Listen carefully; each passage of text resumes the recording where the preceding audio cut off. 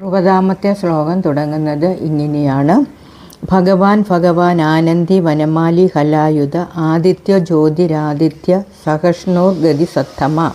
ഇതിൻ്റെ അർത്ഥം പറയാം. ജ്ഞാനം, ഐശ്വര്യം, ശക്തി, ബലം, വീര്യം, തേജസ് എന്നീ 6 ഐശ്വര്യങ്ങളോട് കൂടിയവനും ഐശ്വര്യങ്ങളെ നശിപ്പിക്കുന്നവനും നിത്യ ആനന്ദത്തെ നൽകുന്ന ആനന്ദ സ്വരൂപനായവനും 5 നിറങ്ങളിലുള്ള വനപുഷ്പങ്ങൾ ചേർത്ത് കാൽമുട്ട് വരെ അണിയുന്ന മാലയായ വനമാല ധരിച്ചവനും കലപ്പ ആയുധമായ ബലഭദ്രനായവനും അതിഥിയുടെ പുത്രനായി അവതരിച്ചവനും ജ്യോതിർമണ്ഡലത്തിൽ സൂര്യനായി നിൽക്കുന്നവനും സഹനശീലം ഉള്ളവനും എല്ലാത്തിൻ്റെയും പ്രാപ്യസ്ഥാനമായവനുമായ മഹാവിഷ്ണുവിനെ ഞാൻ നമിക്കുന്നു. ഇതാണ് ഇതിൻ്റെ അർത്ഥം. എല്ലാവരും മനസ്സിരുത്തി ഇത് ജപിക്കുക, മനസ്സിലാക്കി ജപിക്കുക. അതുകൊണ്ട് ഒരുപാട് ഗുണങ്ങളുണ്ട്.